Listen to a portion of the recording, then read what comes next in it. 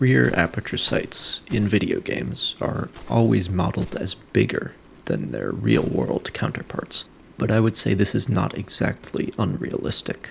Perspective works differently on a two-dimensional screen than it does in real life. The only way to accurately represent what it's like to focus on the front sight through a completely blurred out rear aperture is to either employ a ludicrously strong depth of field effect, which modern gamers would often prefer to turn off anyway, or to make the rear aperture bigger.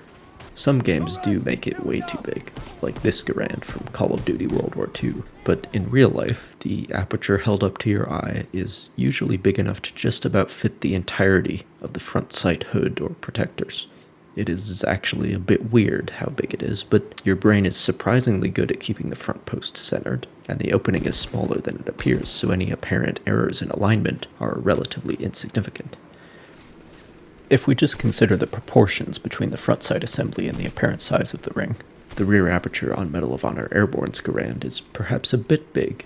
but not by much, and it accurately conveys the feeling of using aperture sights, the satisfaction of precision, coupled with the security of visibility.